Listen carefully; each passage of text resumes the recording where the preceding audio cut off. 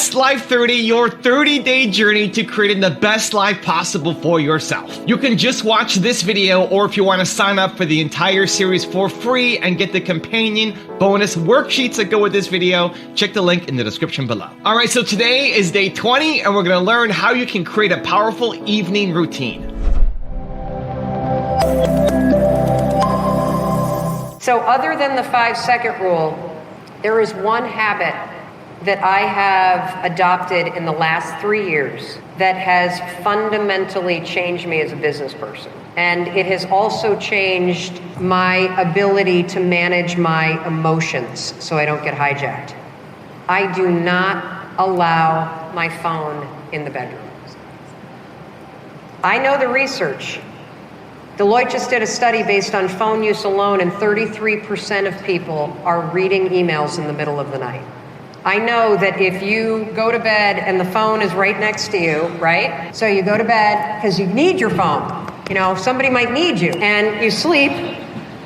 You know, if this is right here and it's not closed and the blue light is on, they've done studies where they have people at a table and the researcher will put their phone on the table, not even my phone, the researcher's phone, and the brain lights up like crazy, just with the presence of a phone. The research around the phone and sleep is so stunning that if you were to adopt one radical thing today, other than the 5-second rule, try putting your phone outside your bedroom, turn off the bzz, bzz, bzz, bzz, bzz, bzz, so you don't hear it. Tell people who need to reach you to call you. My kids, I have a kid in college, a kid who's, high school, kid in middle school. If there's an emergency, call me. There is nothing happening on your phone at 2 o'clock in the morning that's important. But if you allow yourself to become a tool of this is supposed to be your tool for selling, your tool for communicating, and we're all becoming the tool. Here's the other thing, common sense-wise, that I want you to understand. You wake up, the alarm goes off. What do? Whoop! So you're not even vertical, and you're reading emails. And what is in these emails? Other people's crap. If you don't have boundaries with this puppy, it's going to impact sleep, it's going to impact how much money you make, it's going to impact how much self-control you have. And so when I put this thing outside the bedroom and I wake up, I walk over to where the phone is, it's plugged into my bathroom, I turn it off, I don't look at it yet. I give myself 5 minutes. 5 minutes before I tune into the world to actually tune in up here and say, what's the one thing I'm going to get done today that really matters to me? If you're the kind of person that feels like you don't have control over your day, that your day gets hijacked, that you can't get to the priorities, that you're always behind the ball, this one planning thing will change your life. No phone in the bedroom, turn it off when the alarm goes off, 5 minutes, 5 lousy minutes, 5 lousy minutes before you tune into the rest of the world. And if you've got the kind of job where you've got to check it, get up 10 minutes earlier. You have control over this stuff, and it is so important that you take it seriously now because you're living at the slowest moment of your entire life. In that hour to 90 minutes prior to sleep, dim the lights in your house. Don't look at any screens anymore. That means no TV and no handhelds. You're not Twittering and Facebooking and doing all the other things on your phone. And I really mean no texting either. Just stop in that last hour. That means if you want to read a book, go ahead, read a book. Don't read like magazines with dozens and dozens of pictures to start dropping dopamine in the back of your brain stem. Just read one thing, read one article or one book, or journal and plan your day with no noise, no TV. I mean, I know you might have the kids and they might be loud and everything else, but then turn the TV out for yourself. And you're like, but Brendan, I gotta fall asleep with the TV. No, you don't, you just taught yourself to. Trust me, thousands and thousands of years of human history passed with no television. They slept just fine. I'm sure if you've ever gone camping or been in the great outdoors, you're like, wow, I sleep amazing. It's because you're not watching television, I hope. Now people, they're in the campgrounds, Travis, watching their iPads, It's like, you gotta turn it off. Dim the lights, no screens, no sounds, stimulation. Just chill the last hour and it'll allow you to kind of glide yourself into bed, calm, cool, you'll sleep like a champ. I went for 10 years with an average of 5 to 6 hours of sleep. I felt like it was genetic and I felt like I had a ton of energy, until something happened. And that thing that happened was I was totally crushed about 2 years ago. I'd been burning it at both ends, working 20 hours a day, not getting any sleep. I went to Hawaii and I said, you know what, I'm gonna have zero schedule on vacation. I slept 14 hours a day for like 6 days straight, and I felt completely different than I had for the previous like 6-8 weeks that I've been burning at both ends. Now, starting about a year ago, I started tracking my sleep, and I aim to stay in bed for 8 hours a day. I can tell you that I am definitively way smarter, way nicer, more in touch with my creative side, way more in touch with my intellect, and I'm just a better human when I have more sleep. Rich, why do you sleep in a tent? For those that don't know, for the last 2 years, I've been sleeping outside in this thing. A lot of people have been asking me, why do you do that? And it basically boils down to 3 fundamental reasons. The first is, I just sleep better in a tent outside. The second reason is that it really has helped me connect with nature and the outdoors, and I think our primal disposition. And the third reason I've been doing it is because fundamentally it's a stoic practice. A couple of years ago, I started struggling with trying to get a deep sleep. Unless I was training super duper hard, I just found it difficult to get the restfulness that my body and my mind need. And at the time, our bedroom that I share with my wife, Julie, was either too cold for her or too hot for me. Then I had an experience where we as a family all slept on our roof one night. We have a flat roof and we did it just for fun with the kids. And I had the most restful, peaceful night of sleep in recent memory. Being outdoors, breathing that outdoor air, sleeping under the stars is a very simple and basic way of reconnecting with what it means to be fundamentally human. We live in this super fast-paced culture. You gotta get your hustle on. You gotta work 24 hours a day. And if you're not being productive in every moment of your waking existence, then you're wasting time and you're falling behind. And with that comes a deprioritization of sleep. Sleep is for slackers, right? And nothing could be further from the truth. I know that I can't perform at my very best unless I get 8 hours of sleep. And it's not just the amount of time that I sleep, it's the quality of that sleep, it's the caliber of that sleep. It is my opinion that everybody should be doing everything they can to enhance that quality of their evening hours. And I found that by sleeping in a tent, it's almost like this hack towards improving the caliber of my sleep so that I can show up throughout my day and excel, be totally focused, be totally present, have good energy, be in a good mood, and all of that derives from sleep. So if you really take the time to prioritize the quality and the amount of time that you're sleeping every night, you will realize quantum gains in your productivity, in your output throughout your day. Before we get started, do you mind if I put my phone to sleep here on this phone bed here? Can you tell us about this phone bed of yours? Yes.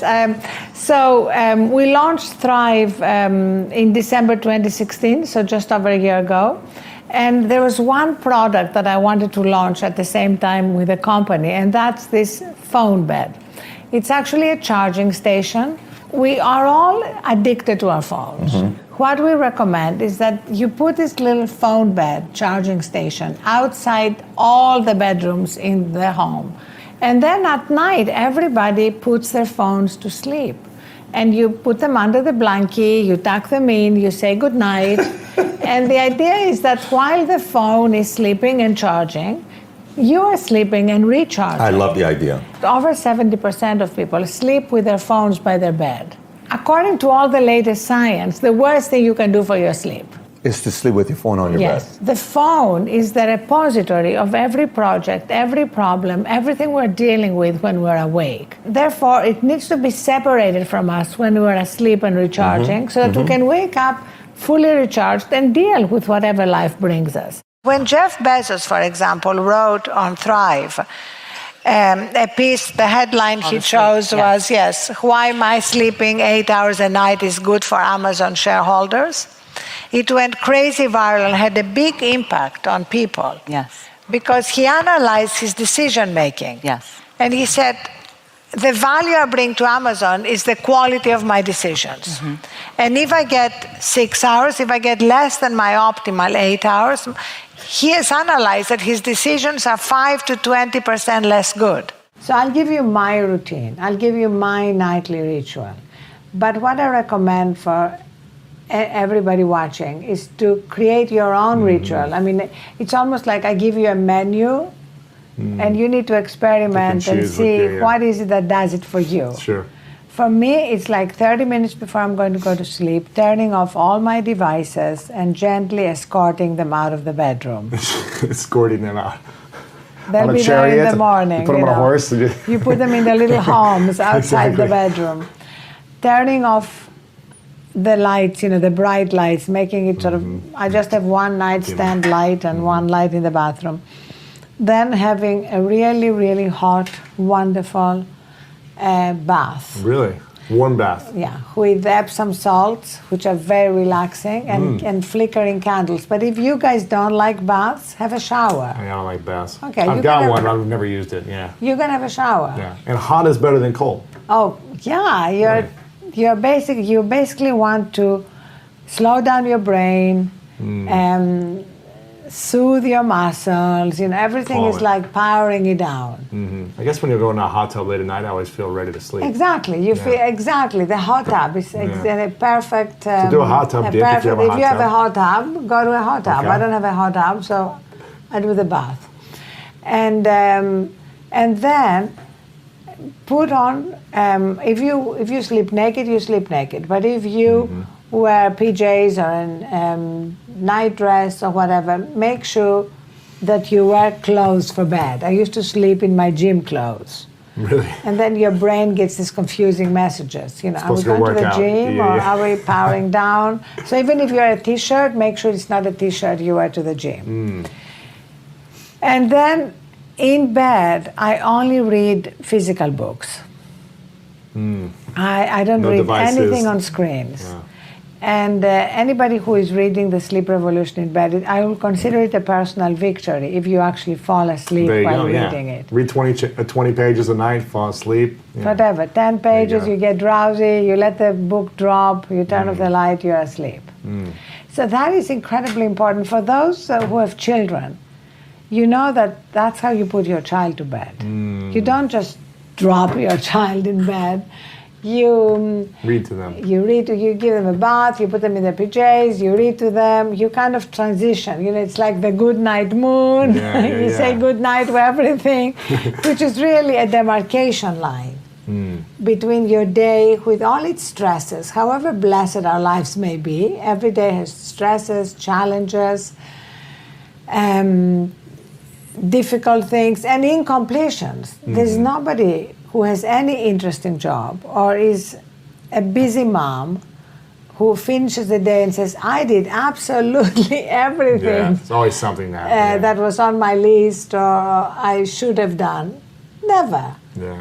So you need to somehow tell your brain and your body, we did what we did this day. And now the day has come to a close. And we need to fully cross recharge the line, right? and We cross the line. We need to cross that line. Not be in bed on the screen thinking about work and then trying to sleep at the same time, creating a cutoff line. I just really, I wish I could sort of convey that feeling that I absolutely, totally believe now to everybody watching, because I promise that if you do this, every aspect of your life will improve. If you have any lingering doubt that you're not going to be as productive, just try it. Yeah. Because it's like getting in the Tesla. You're going to get to your destination faster, right? Smoother. Cleaner. With kind of consuming less energy. How do I start my day on the positive side? I often wake up anxious and stressed. Well, Craig, thank you very much for sending in your question. I would like to respond by first asking you a question, and my question is, what do you do before you go to sleep at night? See, most people before they go to sleep at night are either checking their email on social media, watching a violent TV show or horror movie, or reading a scary book. All of those things can make you have a very restless sleep. And chances are when you wake up in the morning, you could feel very anxious and stressed. So for example, if you go to sleep thinking about work, then your subconscious is just going to be involved throughout the night on work-related issues. And when you wake up in the morning, chances are you can be anxious and quite stressed about it as well. So the best way to wake up not feeling anxious or stressed is to prepare to go to bed. And that's not something that people do very often. Here are a few simple things that you can do to prepare to go to bed. You should stop working at least half an hour before you go to sleep. So turn off your email, don't go on social media, just completely shut off, go take a shower, prepare to go to bed. And when you get to bed, sit on the edge of your bed, keep your spine straight, your head nicely balanced on top of your neck. Take a slow, deep breath in, and then slowly exhale again. And while you're doing this deep breathing exercise, focus entirely on your spine. And if you can't feel your spine, gently move your back from left to right a little bit so you can feel your spine. Focus on your spine as you breathe in deeply and as you exhale slowly as well. And then just lay down on your back and go to sleep. And obviously this is going to take practice. May not work the first day, the second day, but if you consistently do this every night before you go to sleep, you'll start having really good, deep, restful sleep and wake up not feeling anxious or stressed. How important is rest and how much do you get of it? I'm trying hard at the moment to pursue my dreams, but sometimes I feel out of balance because I lack sleep, for example. All right, boys and girls, I'm telling you, I'm just gonna be super arrogant for a second. I built $1 billion business without setting an alarm. Prioritize sleep. I work a lot. In fact, I'll take the Pepsi challenge. Anybody that wants to go head to toe with me in terms of what you get done, not just raw number of hours aimed at a computer or whatever it is that you're supposed to be doing and performing totally suboptimally. I'll just take the Pepsi challenge on that. I always prioritize sleep. I always prioritize my psychological optimization. So for instance, if I'm working around the clock, this happened not too long ago. I was just working so many hours and it ended up encompassing too many things that took more energy than they were giving that I started to feel anxious. In fact, I started to feel claustrophobic. That's exactly how I felt. I wanted to crawl out of my own skin. I don't know how else to explain it. It's just like, it was driving me nuts. And I realized I need to chill for a minute. I need to meditate. I need to take an hour and go do something that's still moving me towards my dreams because that's my thing, but that I really enjoy. And so maybe in those moments I go read a comic because we're building a comic book publishing empire. So that's part of what I need to do anyway. But reading the comic is fun. I also need to meditate and just literally breathe from my diaphragm. So get the sleep that you need. That's super critical. You do not need to set an alarm. Sleep as much as you need to. And by the way, if you're doing things that are exciting to you, I know people, some of you are gonna believe me because hopefully I've earned the credibility with you up to this point, and some of you are gonna call total bullshit. You can ask my wife. I can set an internal alarm clock in my mind only if I'm excited about something or really stressed out, but that's a whole nother thing which I try hardly to do ever. But when I'm really excited about something, I can set an internal alarm clock. This morning, I told myself, wake up at 4:15. What time did I wake up, boys and girls? Not 4:14, not 4:16. I woke up at 4:15 because that was the time that I told myself to wake up. I can usually get within 5 minutes of what time I tell myself to wake up. It doesn't always work. And if I'm tired, I don't give myself that edict. I tell myself to sleep as much as I need. But when I'm really excited about something, there's something I want to get up and work on, and I'm afraid there just won't be enough time, and it's a reasonable amount of sleep. I'll say anything north of 5 hours, I can usually get myself to just wake up. So get the sleep. Prioritize cognitive optimization because then you're efficient, and efficiency is the name of the game. So sleep, sleep, sleep. I am not a guy proposing set your alarm, get up at 4 a.m. no matter what. It's not me. Go to bed early, get your sleep, meditate, get in a good, peaceful, calm, creative state so that you can really crush it. I've had the best coach over the last 7 years that I've known him, and that's Craig Ballantyne. What do you think is the biggest lesson you learned from him in the last 7, 8 years? The biggest lesson was to sleep at the same time, wake up at the same time, 7 days a week, no matter what. Really? Sleep is so valuable. It's so important. It's so underrated. I used to think that, here's what I'm a fighter jet. I would literally walk around the house, honey, I'm a fighter jet. Fighter jet, doesn't even come down to get refueled. They're up there getting refueled, right? Right. We've all seen the YouTube videos. Yeah. Well, the fighter jet, if they leave those afterburners on too long, they just fall out of the sky, which no one had told me. Right. Until I fell out of the sky. I was having essential tremors and anxiety attacks and not realizing it. And as I got better at sleep, those just went away because one discipline leads to another and to another. How you do anything is how you do everything, right? And so that one thing that he taught me, or I learned through him, and we'd be in Vegas, we'd run a mastermind together, because now we run a mastermind together. And at 8 o'clock, and he's gone. Buddy, where are you going? I'm like, sleep. Yeah. I'm there by 9 or whatever, right? Yeah, exactly. And he powers off 30 minutes, all his electronics before. So now I do the same thing. I power off. I don't go to bed and then do this. Yeah. I powered off 30 minutes before, and my mind stops racing, and the left and right side start reconciling of the information I took in throughout the day versus the information I keep consuming, taking in, right? Until I fall asleep, and then Lord knows what happens in my brain. Right. What time do you go to bed and wake up? 10:30. 10:30, I'm in bed, wake up at 5:30. Wow. And it's been like no matter what, even if you're in Vegas or traveling around the world or whatever. Yeah, I'll adjust to that time zone real quickly, and 10:30 I'm in bed, 5:30 a.m. I wake up, and I go right through my rituals. So sleep, my opinions on sleep. My opinions on sleep depend on how many sessions of sleep you get per day. So most people in this room will be familiar with what's called monophasic sleep. That's just go to bed, wake up. You get one session of sleep. If you're doing that, or speaking from a personal basis, if I'm doing that, I like to get 9 to 10 hours of sleep. I sleep a lot. If, on the other hand, you're doing what's called polyphasic sleep, where you break it up into multiple segments per day, and that can be taken to an extreme in something called Uberman, which is, I believe, 2.5 hours of total sleep per day, which is comprised of 20-minute naps. Not terribly social, as you can imagine. That can be sustained, and there's a lot of debate about this. There are long articles online about why it's impossible. I can't divulge it yet, but I can say right now I'm using some, along with a few other groups, some pretty sophisticated equipment to demonstrate that it is possible. We're tracking people using EEGs while they sleep on Uberman. So it can be done. Should you do it? That's a separate question. For most people, it's going to be completely untenable and unsustainable. But there are people like Matt Mullenweg, usually called the lead developer or one of the lead developers of WordPress. And while he was working on WordPress, he had his most productive year of coding, probably produced, I'm just speculating here, but 60% of the WordPress code in 1 year, and he was following Uberman. To most people, if you feel like you have to sleep 2 hours a day to get more done, I would say let's look at the time management first before we start cutting you back to 2 hours. But those would be my feelings. If you want to be an effective entrepreneur, you need to be able to have good quality sleep. This is the most important aspect of making sure that you are running on all cylinders.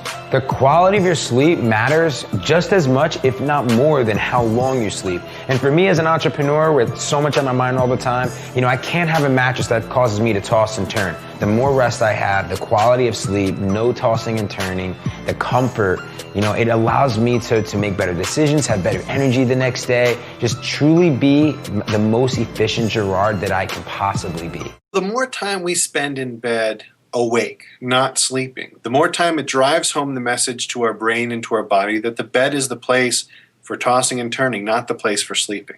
If all the time you spend in bed, if most of that time is spent sleeping, you train yourself, you program yourself that that's what the bed is for. But on the other hand, if you're spending a lot of time awake, what you end up doing is the opposite. You end up programming yourself to be awake, which is why a lot of times people can feel really, really tired. Then they get into bed and their mind starts going and they don't quite know why. I've been there. Okay, but now if you just can't sleep, does time really matter? So this is a really important question. Time during the night can be a slippery thing. Sometimes it feels like an hour has gone by, but it's only been 5 minutes. But on the other hand, sometimes it feels like only a few minutes have gone by, but it might have been a half an hour. Well, the problem is the more time you spend in bed awake, not sleeping, the more likely you're going to develop some sort of insomnia. So what you need to do is once you've hit around 20, 30 minutes, maybe a little more, depending on who you are, you've gotten to the point where that sleep is not happening, and it's best to just get out of bed, do something else for a little bit, and just try again in a little while. Okay, so if 30 minutes have passed, get up and do something, but what kind of activity would you be doing in the middle of the night exactly? So you want something that's not too exciting, because you want to be able to put it down in 30 minutes or 45 minutes or however long you want to give yourself before you try again. So if you get too engrossed in it, so if you're someone who gets engrossed in a book, that might not be the best idea. But if you're someone for whom a book relaxes you, it's a great idea. Also, you might want to avoid doing work, because sometimes when people pick up the computer and start working in the middle of the night, a lot of time can go by, and you might end up waking yourself up a little more, and it might be hard to get back to sleep. Also, don't do anything that involves turning on the bright lights. And so if you're using a computer or something, make sure the lights are pretty dim so that it doesn't wake you up too much. Yeah, that's a good point, especially with all the social media we have and all the gadgets. But now that sounds like we're kind of giving up on the idea of getting any rest because we're getting up. Is that the case? No, you're not giving up. What you're saying is you're being realistic, that sleep isn't happening right now. And the more you chase after it, the further away it's going to get. What you need to do is let that anxiety go. Let that stress go. Just accept the fact, okay, sleep is not going to happen right now. But if you're going to sleep well later, you need to give it a break and try again later. If anything, you'll end up sleeping more in the long run. In the short run, maybe a little less, but you'll end up sleeping more in the long run because you're going to be programming your brain, that the bed is for sleep, not for wake. The last thing we have to talk about is improving your sleep environment, and that involves your bed itself, the amount of light in your room, the sounds, the odors, the temperature, a lot of different factors. So we're going to briefly go through a few of them here, and while we do that, for each one, ask yourself if you could be making any improvements. So first up, let's talk about your pillow. A couple of things about pillows. Number one, you want to replace yours every couple of years, both because it breaks down over time and gets less supportive, but also because every night you're sleeping on it, you're kind of injecting that pillow with lots of dirt and germs and body odor and stuff that makes it gross, which can make it harder to fall asleep. Secondly, and this was news to me until just recently, there are different kinds of pillows for different kinds of sleepers. For example, I am a side sleeper, and for years I was just using like the most non-supportive, awful pillows until I learned that a side sleeper probably is going to need a firmer pillow that has these gussets on the side of it instead of just the two pieces of fabric that are stapled directly together.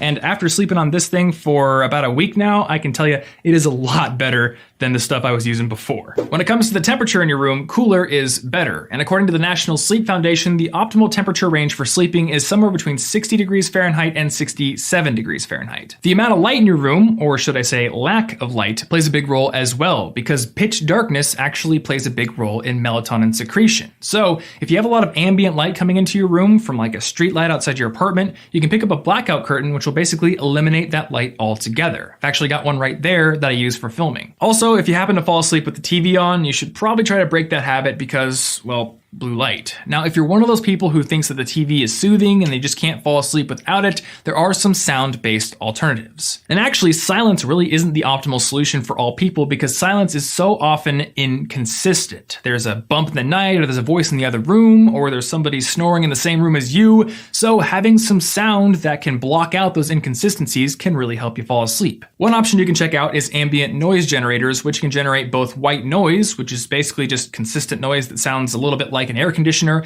and ambient noises like rain and thunder. And for me, my favorite one is Noisely, because you can add as many as you want, you can change the volume of each one, and basically create the perfect mix for you. There's also lots of music out there that's good for falling asleep too. I've made a playlist of my own and found several on Spotify, and I'll link to those down below, but my favorite way to fall asleep is with audiobooks. For me at least, there is nothing better to fall asleep to than spoken word. And in fact, ever since I discovered audiobooks back when I was probably 12 or 13, all the way up until I graduated high school and got a roommate in college, I would fall asleep every single night to either Ender's Game by Orson Scott Card or The Hitchhiker's Guide to the Galaxy by Douglas Adams. And as a result, I have huge swaths of both of those books basically memorized. How to increase the quality of sleep? Don't try to increase the quality of sleep. The ideal way to live is, there is no sleep in my life. But that's not possible right now, still body has some inertia. So it sleeps minimum. Rest of the time, it is at ease. If you keep this at ease, then sleep does not occur to the body unless it comes to a certain point of exhaustion. So body is never ever asking for sleep, but it is definitely asking for rest. If you do not know how to sit here in a restful manner, it will try to rest like this. If you can sit here totally at ease, it'll sit here for hours without falling asleep. Otherwise, this is the only way it knows how to rest. So do not try to increase the quality of sleep. There's no such thing. Just learn to keep your body restful and at ease consciously. If you sit here now, one simple thing you can do is you sit down, you come and sit down here. Just move your attention from the top of your head down to your toes and see if everything is loose and easy and relaxed and at ease. Are you sitting like this? Sit, just bring this to ease as much as you can. Not everything is in your conscious level. As much as you can consciously, bring it to ease. You will see suddenly if you are the kind who will fall asleep at 10 o'clock, if you simply 1 hour you sit here at ease, you will see your sleep will get postponed by half an hour. You won't feel sleepy at 10. Naturally you're awake. So instead of trying to increase the sleep quality, now you increase the quality of life. If you increase the quality of life, when I say increasing the quality of life, nothing in your life, whatever you may be doing, from simple breathing to any complex activity that you do in your life, the quality of that will not improve if you cannot do it with ease. Is that so? Only when you can do something with total ease. Let's say you're riding a bicycle.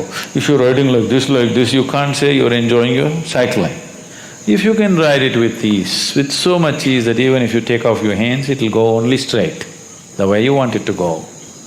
You're at ease. Because that you're at ease, the quality of your cycling has improved, isn't it? So these two things are connected. So if you enhance the quality of your life, naturally sleep quota will go down. If the quality of your life goes bad, you can't do anything with ease, then also you cannot sleep. But stressfully you cannot sleep. Not because you're well rested you cannot sleep because you're stressed out. If you do this, you will not live long. If your body does not get enough rest, it will die, it will break, something will go. If you are not at ease, that means you are in dis-ease. You're heading there. You are in dis-ease means you're in a certain state of ill health. But if we say you're deceased, that means you're dead. So don't move in… stay into the direction of disease, move into the direction of ease. If you become totally ease, sleep quota will come down. Quality of sleep will be good because quality of life is good. Now I've got a special bonus clip that I think you're gonna enjoy, but before that, it's time for the best Life 30 questions of the day. It's not enough to just watch a video, you have to do something about it, so pull out your worksheets and answer these questions, and if you don't have the worksheets yet, get them for free by checking the link in the description below. Here we go. Question number 1, what will your winding down routine be? Number 2, how will you prioritize getting quality sleep in your calendar? And number 3, how can you improve your sleep environment? And if you're doing the Best Life 30 challenge with me, put a hashtag BestLife30 in the comments below. We want to celebrate you. So I usually go to sleep around midnight, and I usually wake up around 7:30, 7:30, somewhere in there. That's a typical day. It gets thrown around every now and then, but that's kind of typical for me.